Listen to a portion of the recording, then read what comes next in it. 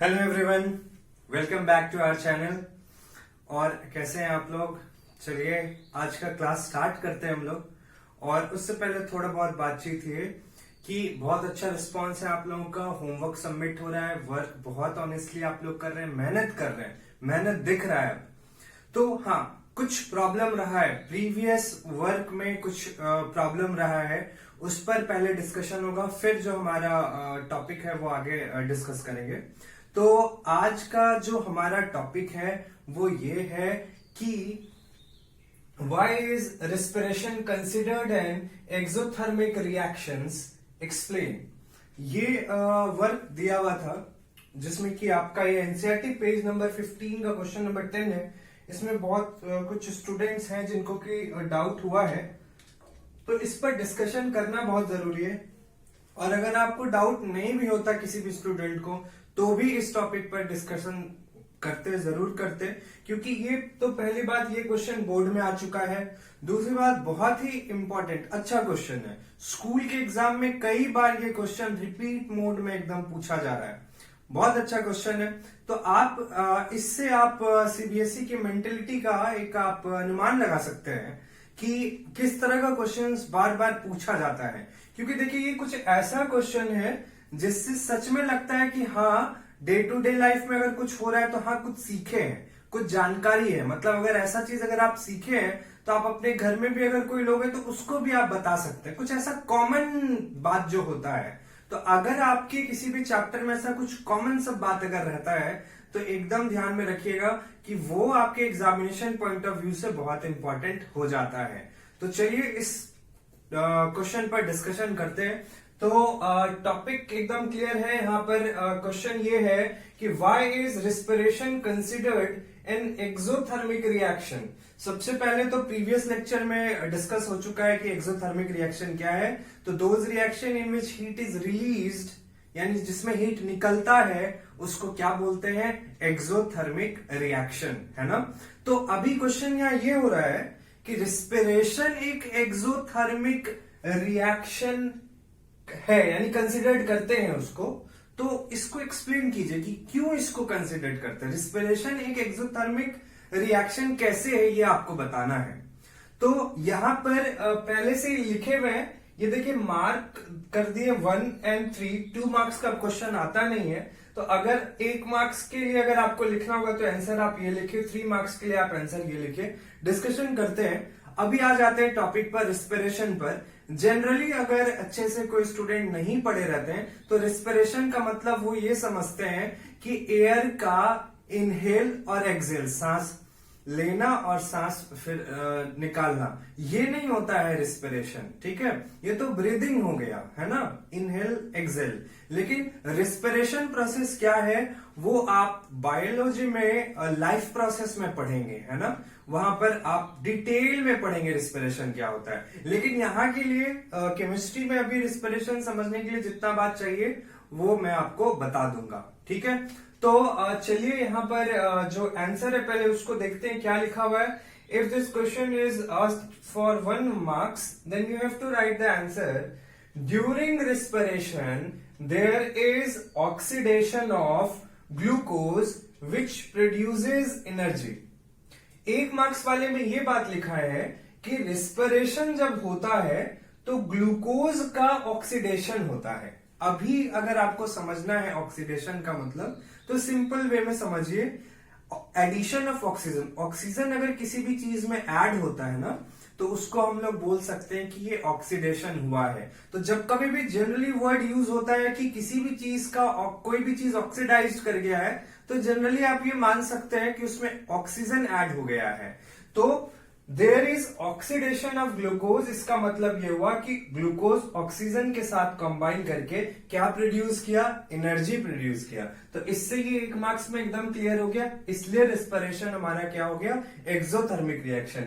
Energy release किया as a form of heat, तो energy produce होना, हीट प्रोड्यूस होना, रिलीज होना, तो वो क्या होता है एक्सोथर्मिक, इसीलिए रिस्पिरेशन हमारा क्या हो गया एक्सोथर्मिक रिएक्शन। ये तो हुआ टू द पॉइंट वे में समझना। अब डिटेल्ड वे में समझेंगे कि रिस्पिरेशन एक एक्सोथर्मिक रिएक्शन कैसे है। डिटेल वे वाला अगर आप समझ जाएंगे तो फिर ये 1 मार्क्स वाला तो ऑटोमेटिकली ही हो जाएगा, ठीक है।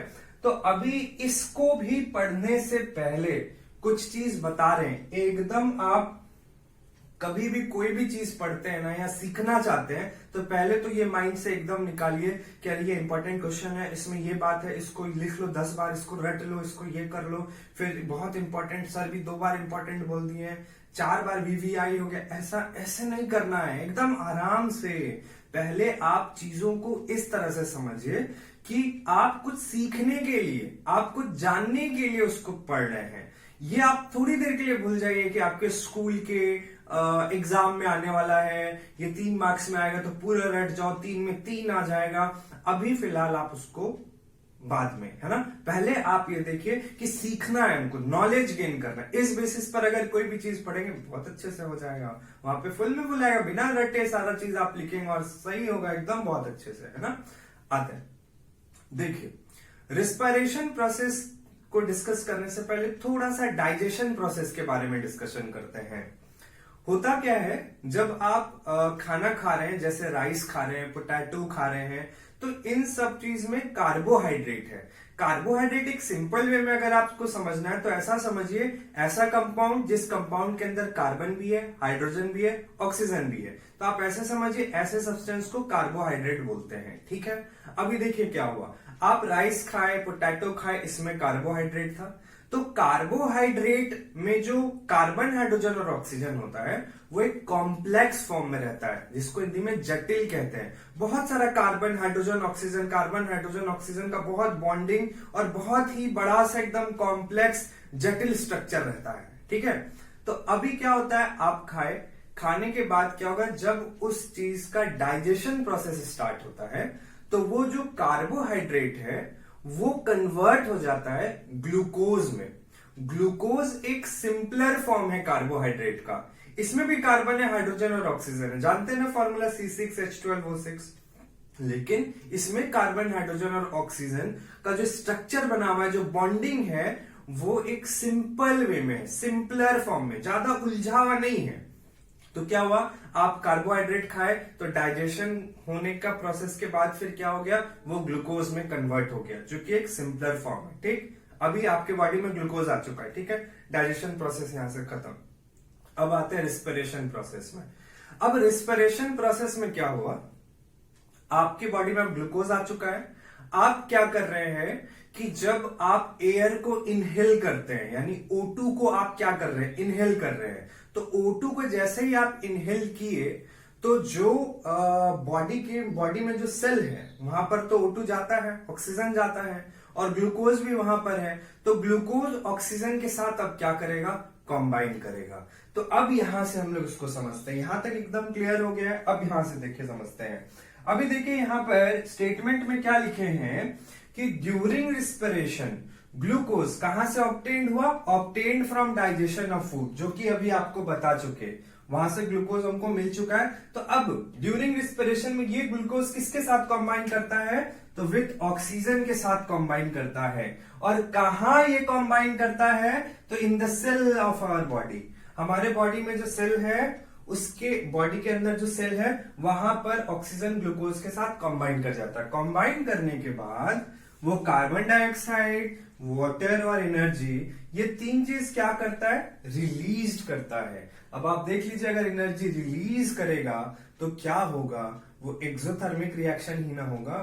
तो अभी क्या हुआ, कंबाइन किया। अब देखिए इसको इक्वेशन फॉर्म में लिखा हुआ है, ग्लूकोज ऑक्सीजन के साथ कंबाइन किया, कार्बन डाइऑक्साइड, वाटर और एनर्जी मिला। अगर ये चीज होगा ही नहीं तो आपको खाना खाने के बाद एनर्जी आएगा ही नहीं। ऐसा नहीं कि आपकी बॉडी में ग्लूकोज आ गया तो आपको ताकत आ जाएगा, नहीं। अब उससे जब तक एनर्जी नहीं आएगा, रिलीज होगा, तब तक आपको ताकत कहां से मिलेगा। तो ये प्रोसेस हो रहा है, तभी जाके एनर्जी रिलीज हो रहा है आपके बॉडी में, तो आपको एनर्जी मिल रहा है। तो यानी कि ग्लूकोज ऑक्सीजन के साथ कंबाइन करके कार्बन डाइऑक्साइड। अब ये देखिए कार्बन डाइऑक्साइड ये वेस्ट प्रोडक्ट है, ये हमारे बॉडी में अगर ज्यादा जमा हो जाएगा तो बहुत ही हार्मफुल है हमारे बॉडी के लिए। इसीलिए फिर जो CO2 आपके बॉडी में जो प्रोड्यूस हुआ उसको आप क्या किए, रिलीज बाहर कर दिए, एक्सेल कर दिए, निकाल दिए, है ना। और वाटर उतना हार्मफुल नहीं है, आपके बॉडी में रह सकता है, ठीक है। और एनर्जी प्रोड्यूस हो चुका है। अब आप लाइफ प्रोसेस में बायो में अच्छे से इसको पढ़ेंगे। थोड़ा सा बात बता देते हैं, जानते भी होंगे आप लोग। अब जो एनर्जी यहाँ रिलीज हुआ ये एटीपी के फॉर्म में रिलीज हो गया, ठीक है। एटीपी के फॉर्म में जो है आपके बॉडी में ये स्टोर्ड हो जाता है ना। एटीपी का फुल फॉर्म ये सब ध्यान में रखना है, एडिनोसाइन ट्राइफॉस्फेट। फिर एडीपी भी होता है, एडिनोसाइन डाइफॉस्फेट। ये सब आप बायो में पढ़ेंगे रिस्पिरेशन में, है ना, वहां पर लाइफ प्रोसेस में। तो अभी क्या हुआ कि ये जो एनर्जी रिलीज हुआ ये एनर्जी आपके बॉडी में एटीपी के फॉर्म में स्टोर्ड हो गया, ठीक है। माइटोकॉन्ड्रिया में पढ़े है ना, क्लास 8 में पढ़े थे ये सब चीज, वहां स्टोर्ड हो गया। अब आपका बॉडी को जब जरूरत पड़ेगा, जैसे अभी बोल रहे हैं, इस एनर्जी चाहिए ना बोलने के लिए, तो अभी वहां से एनर्जी यूज हो रहा होगा जो स्टोर्ड है ना। कुछ चीज में और अगर कुछ भी चीज कर रहे हैं उसमें भी अगर एनर्जी का रिक्वायरमेंट होगा तो वहां से आपको एनर्जी मिल जाता है। तो ये जो है ना एनर्जी रिलीज हो गया as a form of heat आपके बॉडी में। इलेक्ट्रिकल एनर्जी नहीं रिलीज हुआ है यहाँ पर, साउंड एनर्जी नहीं है, as a form of heat बोल सकते हैं ये एनर्जी रिलीज हुआ है। तो अब आप देखिए फाइनली समझ गए होंगे कि एक्सोथर्मिक रिएक्शन जो है, रिस्पिरेशन जो है वो एक एक्सोथर्मिक रिएक्शन कैसे है, एकदम क्लियर है, कोई तरह का कोई डाउट नहीं। 1 मार्क्स के लिए ऐसा लिखिए, 3 मार्क्स के लिए ऐसा लिखे। हाँ, इक्वेशन जरूर लिख दीजिए, नहीं भी बोला जाता है तो इक्वेशन लिख दीजिए, प्लस पॉइंट रहता है। 3 मार्क्स के लिए एकदम आप इक्वेशन, 1 मार्क्स के लिए इक्वेशन का जरूरत नहीं है। बैलेंस यहाँ पर किया हुआ है सारा चीज, फिजिकल स्टेट दिया हुआ है, यहाँ पे एनर्जी भी प्लस एनर्जी करके भी लिखना है। तो ये चीज लिखने के बाद आप बाद में लिख सकते हैं कि hence respiration is an exothermic reaction, या फिर आप स्टार्टिंग में भी लिख सकते हैं बिकॉज से फिर आप स्टार्ट कर सकते हैं, जैसे आपकी इच्छा, ठीक है। तो ये रहा यहाँ पर इस डाउट जो था, जो डिस्कशन करना जरूरी था वो हो गया।